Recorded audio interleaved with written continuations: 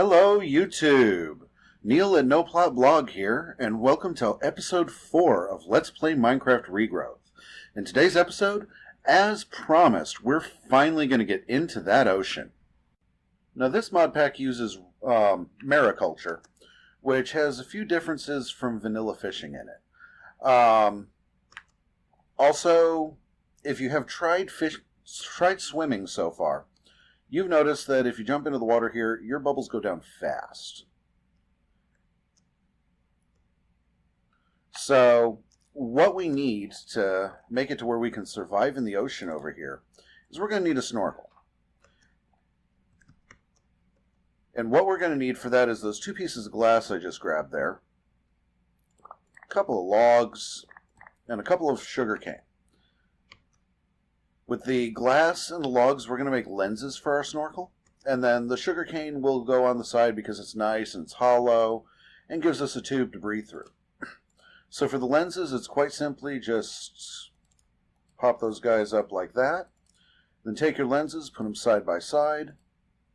Put our sugar cane down so we can breathe through it. And there's our snorkel. Let's go ahead and try it on. And don't I look lovely? I think this could be a new fashion trend. So, with that, now when we jump in the water, it's no longer quick death.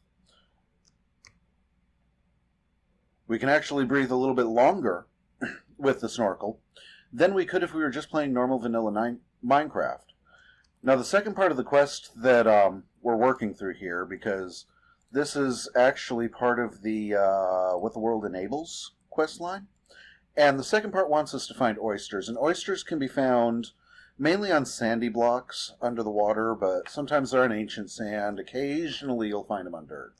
But I've found for the most part, we find them on sandy blocks. As a matter of fact, if we come down right here, there we have ourselves a nice little oyster. We just dig the block underneath it because the oysters themselves are hard blocks to break with the tools we have. So just dig the sand out from underneath it, and that'll get you the oyster. And chances are that first oyster you pick up there is going to have a pearl. Oh, nice. And in our case, we got an ender pearl. And ender pearls are going to be just absolutely critical for Botania. If I take that ender pearl, I throw it into that pool right there, we get a mana pearl. And mana pearl is going to be used for the runic altar that we're going to be building in the next episode. So that's really going to come in handy. I'm glad we ran across that. There's a lot of ocean out there to explore, and collect as many oysters as you want, because we will need more than just that one ender pearl. So in our next episode, I'll have a little oyster farm set up that we can show everybody. And that way you can see, kind of how I do things, but there's really no wrong way to do it. So long as your oysters have water above them and you feed them sand, they'll produce pearls. So with that done, let's go ahead, and the next quest we're going to look at is in encoding the worlds. And that quest wants us to make a sifter. And sifter is used for bait because 4, 5 in mariculture, wow, sun's setting already. In mariculture, vanilla Minecraft fishing has been disabled. Let's actually get rid of this loose plank I've got here for some sticks. So instead, we have the mariculture fishing, which requires bait and requires a different kind of fishing rod. But the sifter itself isn't difficult. You're going to use one fishing net. You can put planks on either side of it. And sticks below that. That'll give you 2 sifters. And the reason we get 2 is because sifters are a multi-block structure. Let me go ahead and sleep here so undead don't start popping up all over the place. I'm going to go ahead and put it down here, but I'm going to find a better fishing location later. Put the 2 blocks next to one another, you get yourself a sifter. And you can feed through this dirt, leaves, saplings, and it'll spit back bait. I advise saplings because you should be able to get them pretty plentiful right now. And that will give you grasshopper, which is what we use with the fishing pole we're about to make. So the next quest wants us to make a reed fishing rod. And we'll move these sticks up right now. Oh, I had more sticks there. Who didn't see that? Grab 3 of those and 2 of those, and it's just like the vanilla fishing rod recipe. Just instead of sticks, we're going to be using sugarcane.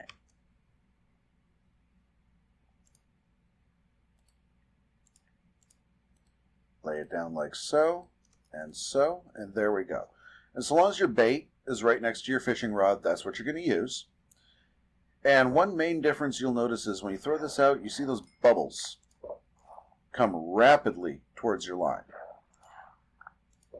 And this is one reason why we've set up in the ocean biome over here, is because the fish come a lot faster in this biome. Even though fish types per biome have been disabled, the climate of the ocean is more conducive to fishing. So the fish come faster. If you try to do this in the normal wastelands biome in one of those little puddles there, it'll take forever for a fish to finally bite. Now, fish are used for a number of things that we'll go into in a much, much, much later episode. 100% honesty, I don't do a lot with mariculture.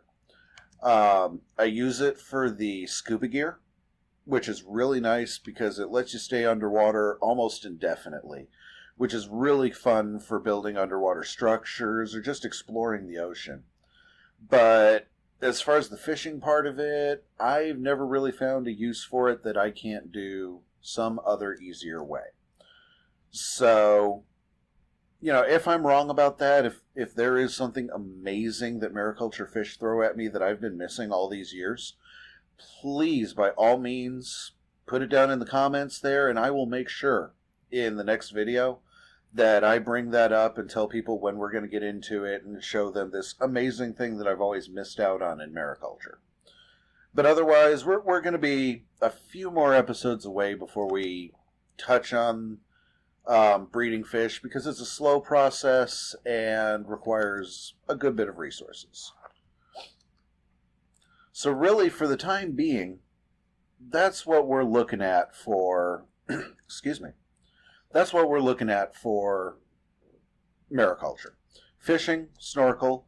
When we have access to metals, we're actually going to start building stronger underwater exploring gear until we finally get up to scuba gear, which is actually carrying around an oxygen tank, and you can stay underwater for very long periods of time. In the meantime, though, I kind of knew that was going to go quickly in this video, and I didn't want to get too much into botania, because the next step is the runic altar, and that's when all sorts of things unlock with what kind of plants we're making, and we're going to want to have most of our mystic plants in our garden by then. We're going to start making runes. It just a whole lot of stuff starts going on there. So I wanted to take care of a couple of other quests we've got. One of them... Oh, let's go ahead and turn that in. Wait.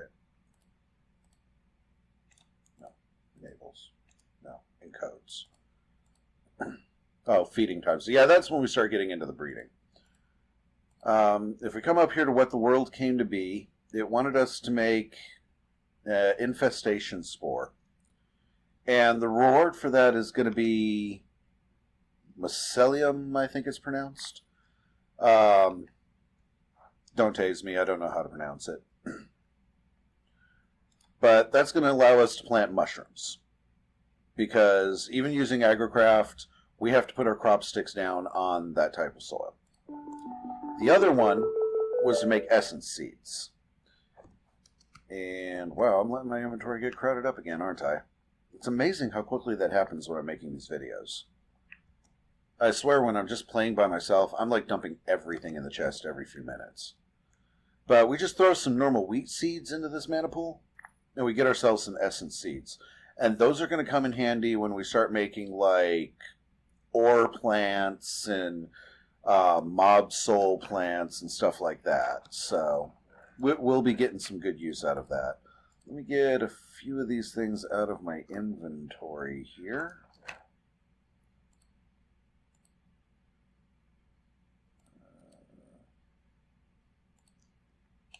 That'll do for now.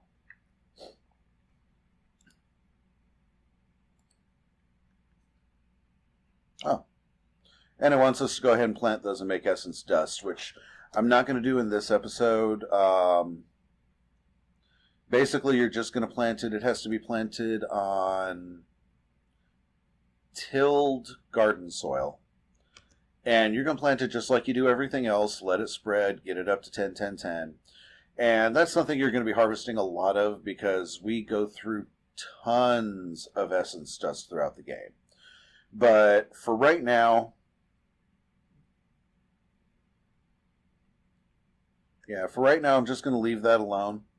And I'll show you essence dust in the next episode there. So from there, I want to go into, is it enables? No, embraces. Yes. I want to go into the different storage options that we have available in this mod pack. Namely, we've got drawers, barrels, better chests, bagginses, and compartmentalization. And it really is a matter of personal preference what combination of these you end up using. Personally, I tend to stick to drawers and better chests. A lot of people really like Jabba. I personally don't care for it. Compartmentalization, you open up compartments, which are kind of cool because it's like a chest with a bunch of pages on it. But we're going to go ahead and make each of those so that you can decide for yourself what works best for you. So let's just grab... Boop. Yeah, that'll do. Do I have any cobble on me? Why would I have cobble on me? I don't even think I've got cobble in a chest. After I got everything organized at my old location, now I've moved over here and everything is disorganized all over again. Nope, no cobble. I only need 4.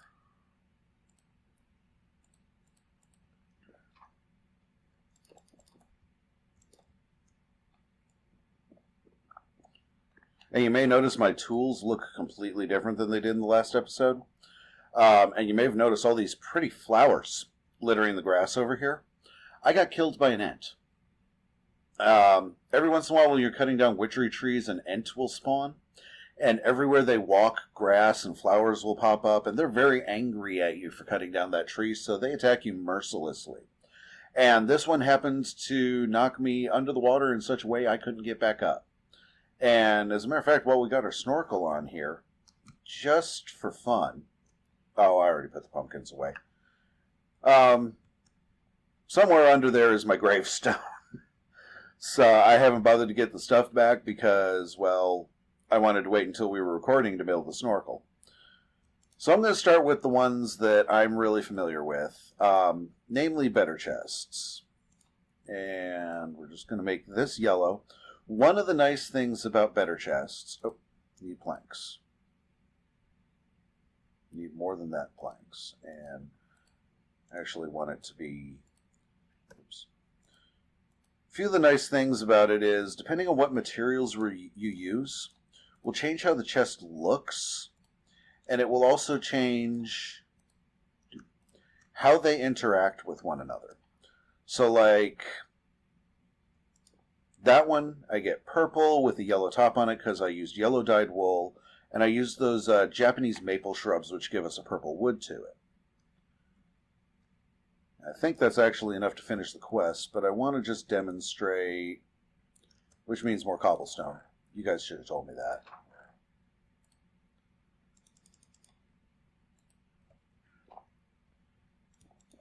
And, you know, if there's ever anything that I haven't covered quite clearly, or if you feel there's a more efficient way of doing things, you know, I'm always open to discussion on this. So if you post down on the comments there, hey, what are you doing? You're supposed to do it this way. I'm not going to take insult at that. I will definitely read every comment you have to make down there. And, you know, if I feel that, yeah, you're right, I could have done it this way, even if I prefer it my way, which my way is definitely not always the most efficient, I'll bring it up in the next episode. And I'll even mention you by username. But what I want to demonstrate here is I made a red top on this one. That means when I put them down next to each other, they don't combine. Now, they will combine if they're the same wood and same color wool. But if you do it like that, they won't combine, which is really nice for keeping different categories of items separated. And also, these can all be upgraded, which I'll go over when we start getting ores. I'll show you how to upgrade these chests. And, oh, that gives me 4 more of those guys. I was going to put them down willy-nilly for right now, but that'll be nice for organizing. But this is one of the storage systems I use a lot. The other one I tend to use a lot, and let me grab these chests that I made over here, is storage drawers. And that's actually what we're looking at right here, is a storage drawer. And those are nice because they'll hold, for each of those slots, they'll hold a single type of item and 8 stacks of it.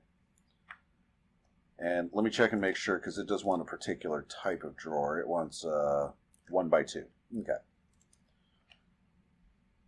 So for a 1x2, we put, let's make more planks first.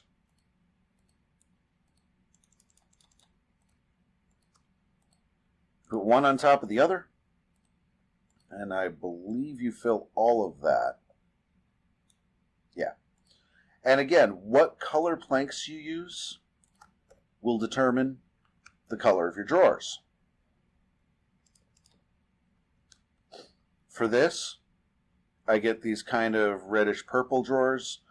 Typically, I'll use either birch or really like to use witchwood on them because that gives us a nice white clean drawers. Yeah, I did that on purpose. Actually, in my other world, I used rainbow eucalyptus, which is really, really pretty. It's this blue, has little specks of color in it, really nice.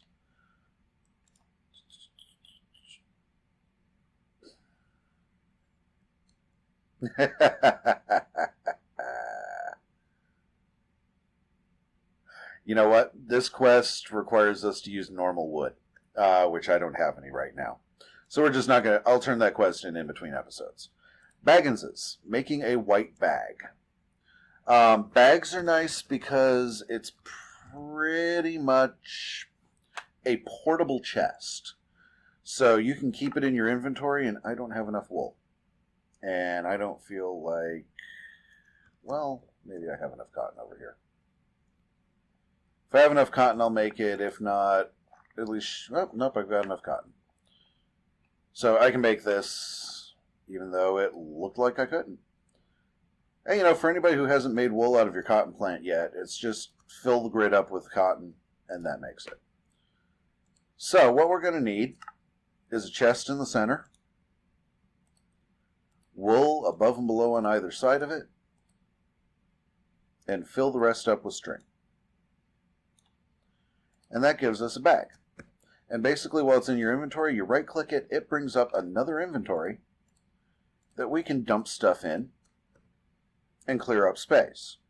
Really nice when you're going exploring, or even when I'm doing videos like these and my inventory fills up faster than I expect it to. And with that done, we can turn it in and we'll get ourselves a nice green bag. And you can carry as many of these as you want. And each of them has a separate inventory, so you could effectively increase your inventory 15-fold by carrying just a full inventory of these around. I wouldn't advise it, and as a matter of fact, oh no, it won't let you put a bag in a bag, darn. Somebody thought of that. The other thing that is a storage option is compartments. And compartments are like, they're chests that have pages. But there's a few things about compartments that keep me from using them.